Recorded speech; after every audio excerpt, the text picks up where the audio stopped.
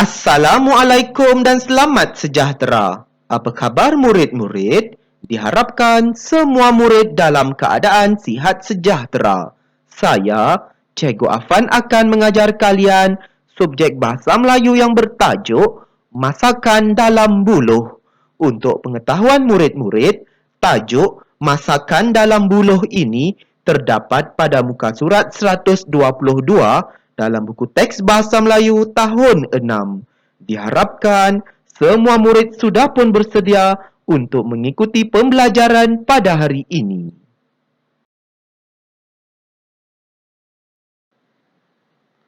Standard pembelajaran pada hari ini iaitu 5.3.1 memahami dan membina ayat songsang yang betul dalam pelbagai situasi.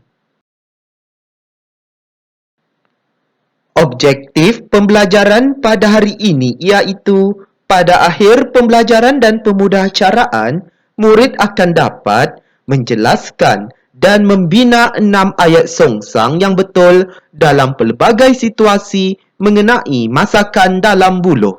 Kedua, membaca 2 maklumat mengenai masakan dalam buluh yang mengandungi 4 ayat tunggal dan 4 ayat majmuk dengan pelbagai keterangan secara mekanis.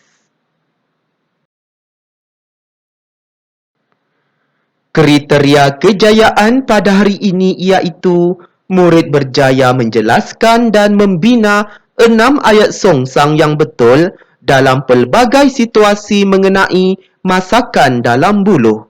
Kedua, murid berjaya membaca 2 maklumat mengenai masakan dalam buluh yang mengandungi 4 ayat tunggal dan 4 ayat majmuk dengan pelbagai keterangan secara mekanis.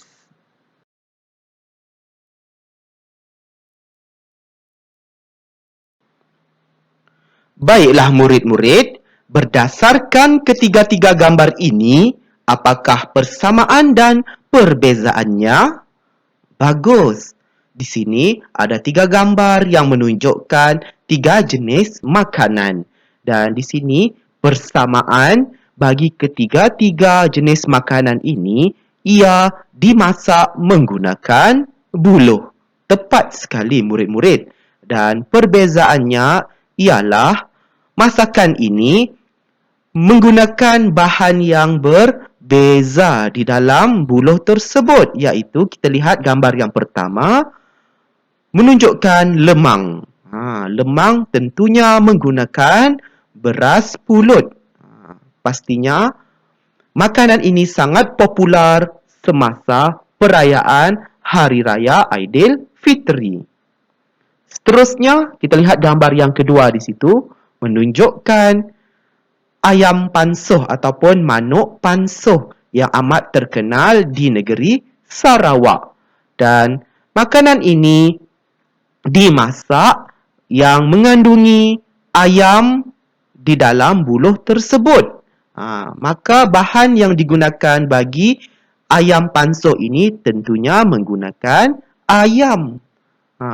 Seterusnya kita lihat lagi gambar yang ketiga di bawah itu menunjukkan nasi buluh, iaitu nasi yang dimasak menggunakan buluh, iaitu nasi itu dimasukkan di dalam buluh.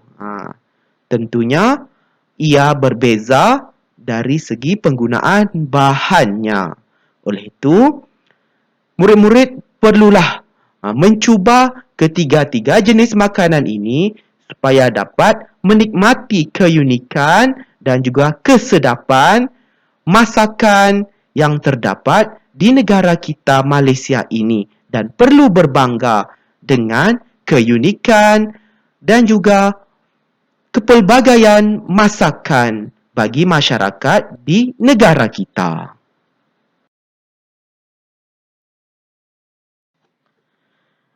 Baiklah murid-murid, mari kita fahami ayat susunan biasa dan ayat susunan songsang. Oleh itu kita lihat ayat susunan biasa ini pada asasnya mempunyai struktur iaitu subjek, predikat, perluasan dan juga keterangan. Seperti yang murid dapat lihat di situlah. Kan? Jadi di sini subjeknya Ali. Cikgu letakkan dengan nombor 1. Itulah formulanya. Kemudian predikat. Predikatnya bermain bola. Cikgu Afan labelkan dengan nombor 2. Kemudian perluasan. Cikgu Afan labelkan dengan nombor 3. Dan keterangan Cikgu Afan labelkan dengan nombor 4. Jadi di sini Ali bermain bola di padang untuk mengisi masa lapangnya. Formulanya mudah, ayat susunan biasa ni. 1, 2, 3, 4. Perlu faham ya murid-murid.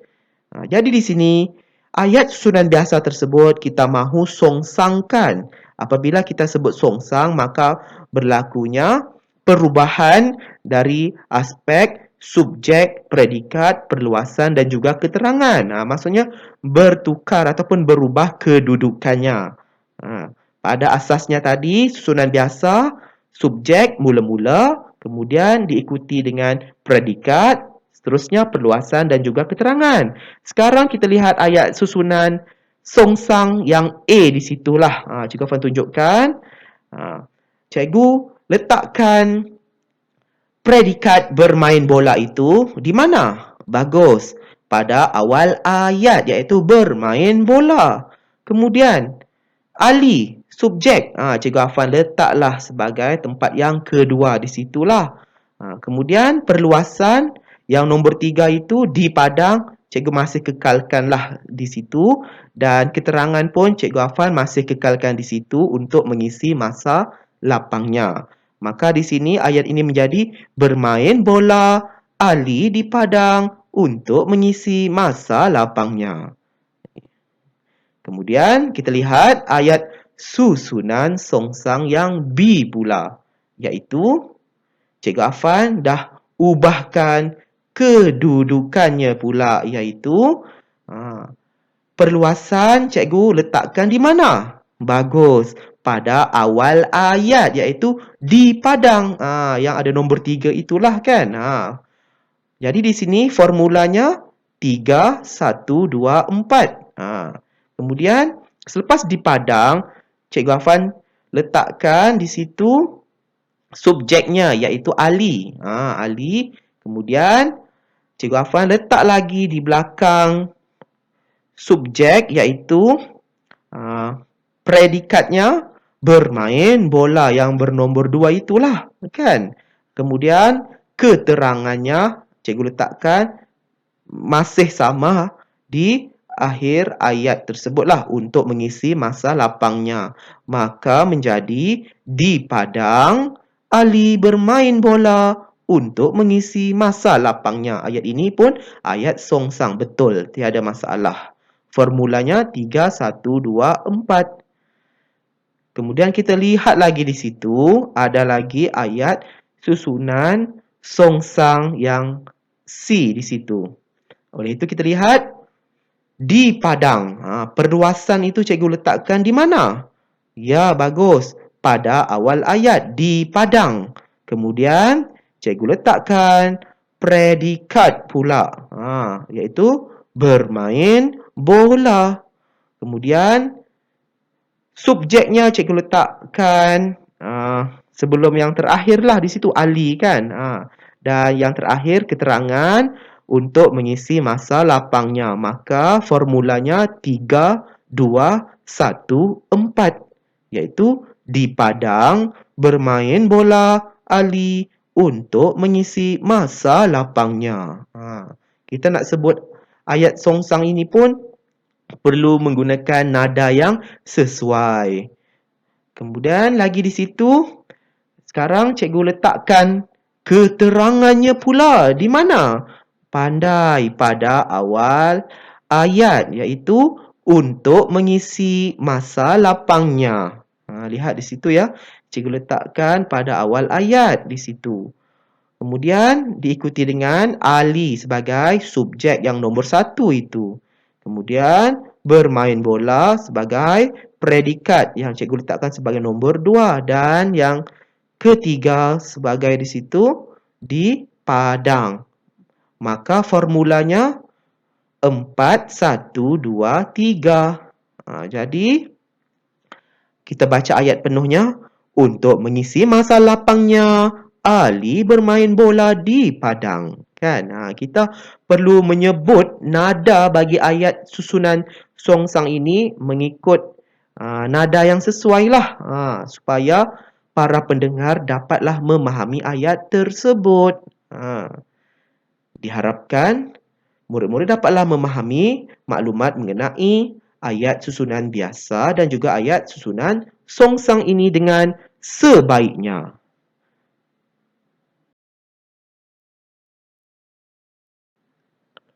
Baiklah murid-murid, mari kita membaca maklumat mengenai masakan dalam buluh.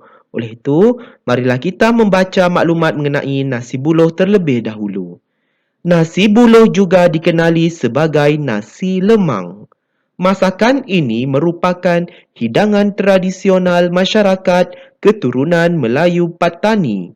Di dalam buluh nasi ini dimasak selama 2 jam.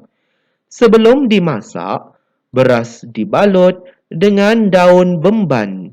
Aroma daun bemban menjadikan nasi buluh lebih istimewa.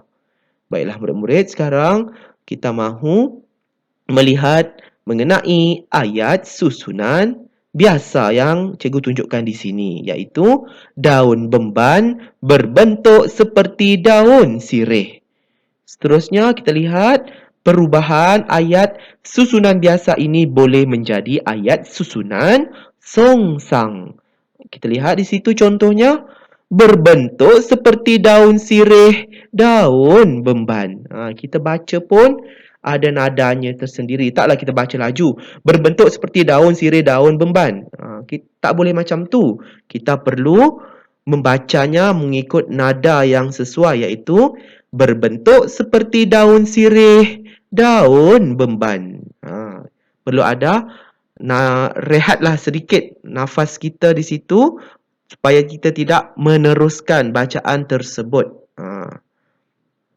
Seterusnya di situ ayat susunan biasa yang terdapat 4 ayat di situ. Kemudian ada ayat susunan songsang. Cikgu akan menjelaskannya sebentar lagi.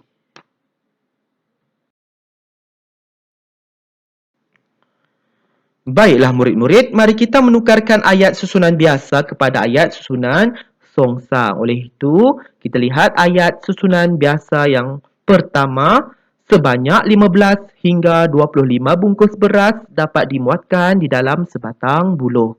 Maka di sini, ayat susunan biasa boleh menjadi ayat susunan songsang. Seperti yang murid-murid dapat lihat di situ, Cikgu Afan sudah pun membantu murid-murid dengan memberikan contoh ayat susunan songsang di situ, dan Cikgu Afan menggunakan 3 warna supaya murid-murid dapatlah memahami cara-cara untuk menyongsangkan ayat.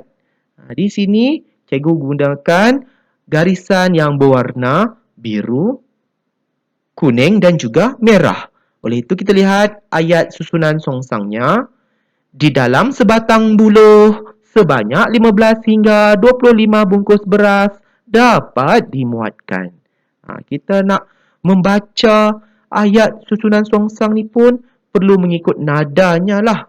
Tak boleh baca laju sangat. Supaya para pendengar tidak salah faham ayat yang kita baca tadilah. Kemudian kita lihat ayat susunan songsang yang kedua, dapat dimuatkan sebanyak 15 hingga 25 bungkus beras di dalam sebatang buluh. Jadi, Cikgu Afan sudah pun membantu murid-murid dengan memberikan 2 contoh ayat susunan songsang yang boleh dibentuk daripada ayat susunan biasa.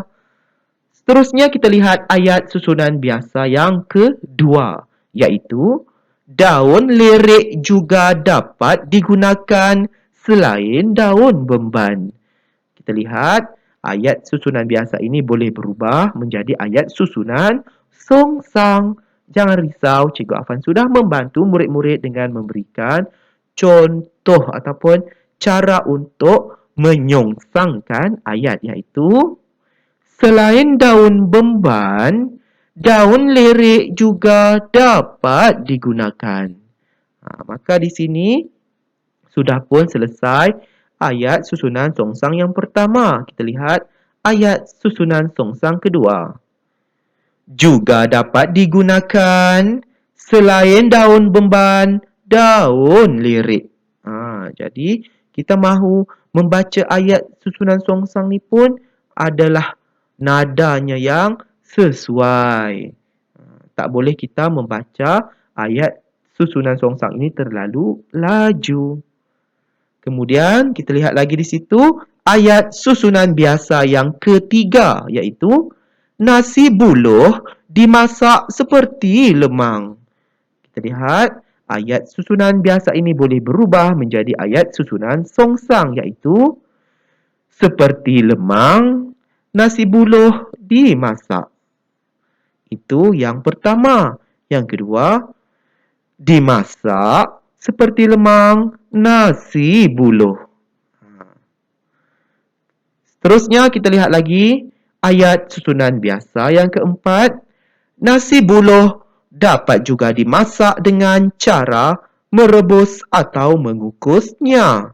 Oleh itu kita lihat di situ ayat susunan songsang yang boleh dibentuk daripada ayat susunan biasa tadi, iaitu yang pertama, dengan cara merebus atau mengukusnya, nasi buluh dapat juga dimasak. Itu yang pertama. Yang kedua, dapat juga dimasak dengan cara merebus atau mengukusnya nasi buluh. Jadi di sini kita sudah pun selesai membincangkan mengenai nasi buluh. Dan diharapkan murid-murid dapatlah memahami cara-cara untuk menyongsangkan ayat susunan biasa ini untuk menjadi ayat susunan songsang. Seperti yang murid-murid dapat lihat di sini. Diharapkan murid-murid dapatlah memahaminya dengan sebaiknya.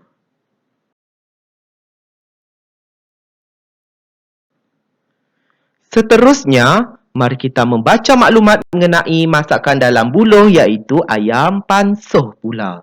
Oleh itu, marilah murid-murid mengikut cikgu untuk membacanya.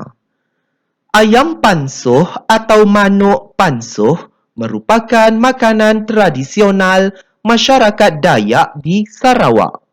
Untuk menyediakan masakan ini, ayam akan disumbatkan ke dalam buluh sebelum dipanggang. Di dalam buluh tersebut, daun pisang digunakan sebagai pelapik. Oleh itu, kita lihat ayat susunan biasa yang telah diberikan di sini, iaitu ramuan khas dimasukkan ke dalam buluh. Maka ayat susunan biasa ini boleh berubah menjadi ayat susunan songsang, iaitu ke dalam buluh ramuan khas dimasukkan. Oleh itu, kita mahu menjelaskan lagi mengenai ayat susunan biasa yang disediakan di sini. Cikgu Afan akan menjelaskannya sebentar lagi.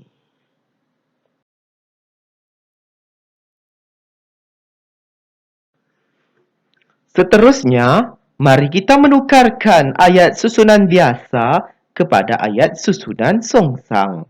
Seperti yang Cikgu Afan sudah jelaskan sebentar tadi mengenai nasi buluh, di sini Cikgu Afan juga menggunakan 3 jenis warna, iaitu warna garisannya biru, kuning dan juga merah. Oleh itu kita lihat ayat susunan biasa yang pertama di sini. Masakan ini mengambil masa 40 hingga 50 minit untuk siap dimasak.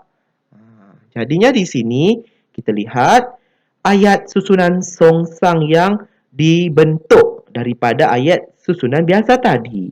Kita lihat yang pertama, untuk siap dimasak. Masakan ini mengambil masa 40 hingga 50 minit. Jadinya kita mahu membaca ayat susunan songsang ini pun perlu ada rehat ataupun nafas, iaitu berhenti sekejap lah. Supaya kita tidak dapat membaca maklumat ini terlalu laju. Kemudian ayat susunan songsang kedua, mengambil masa 40 hingga 50 minit untuk dimasak masakan ini. Jadi, kita sudah pun menyelesaikan ataupun sudah membentuk dua ayat susunan songsang. Seterusnya, kita lihat lagi di situ ayat susunan biasa yang kedua, iaitu keistimewaan masakan ini terletak pada resepi asli dan aromanya.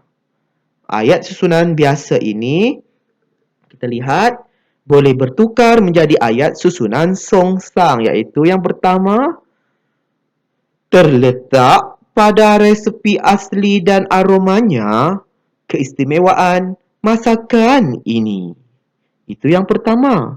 Yang kedua, pada resepi asli dan aromanya, terletak keistimewaan masakan ini.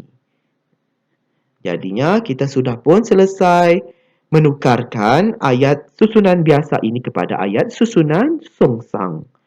Seterusnya, kita lihat ayat susunan biasa yang ketiga, iaitu lazimnya masakan ini dimasak dan dihidangkan ketika menyambut perayaan Hari Gawai Dayak dan Hari Krismas.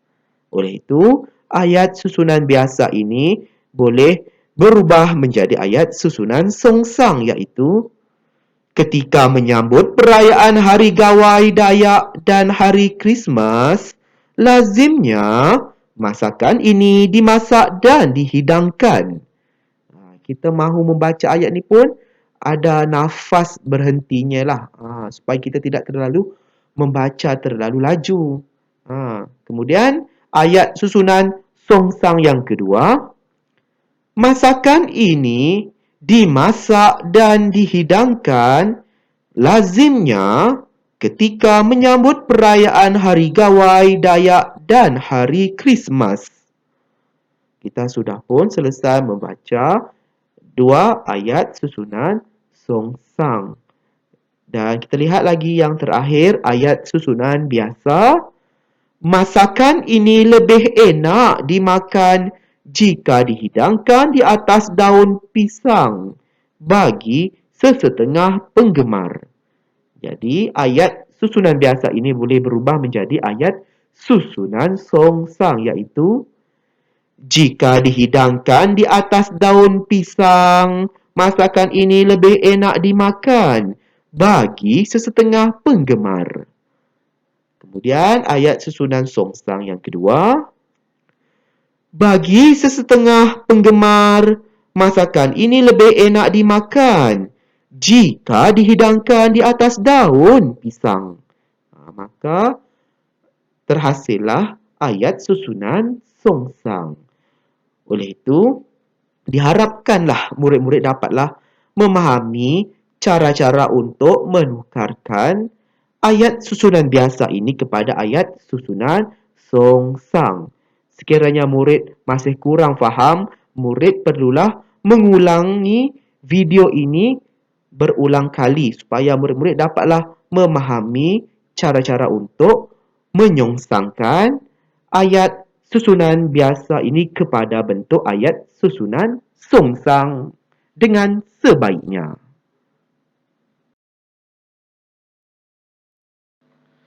Kini tiba masanya murid perlu tukarkan ayat susunan biasa di sebelah ini kepada ayat susunan songsang. Tuliskannya dalam buku tata bahasa. Baiklah murid-murid, untuk tugasan kali ini, murid perlu menukarkan ayat susunan biasa kepada ayat susunan songsang. Jangan risau, Cikgu Afan sudah pun membantu murid-murid dengan mewarnakan perkataan yang terdapat dalam ayat ini dengan 3 warna yang berbeza, iaitu warna biru, kuning dan juga merah. Supaya cikgu mahu memudahkan murid-murid untuk menyiapkan latihan aktiviti ketiga ini. Jadi di sini, melainkan Cikgu Afan tidak mewarnakan ayat yang terakhir di situ untuk menguji kepintaran dan juga kehebatan murid-murid untuk menukarkan ayat susunan biasa ini kepada ayat susunan songsang. Oleh itu kita lihat ayat susunan biasa yang pertama, nasi buluh juga dikenali sebagai nasi lemang. Maka ayat ini murid-murid perlu tukarkan kepada bentuk ayat susunan songsang, iaitu Cikgu Afan sudah bagi petunjuk. Iaitu nasi lemang jadi murid gunakanlah maklumat ataupun perkataan yang terdapat dalam ayat susunan biasa tadi.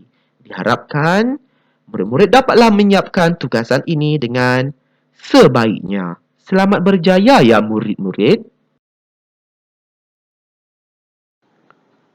Semoga kita bertemu lagi dalam pembelajaran dan pemudahcaraan pada hari yang lain. Sekian, terima kasih.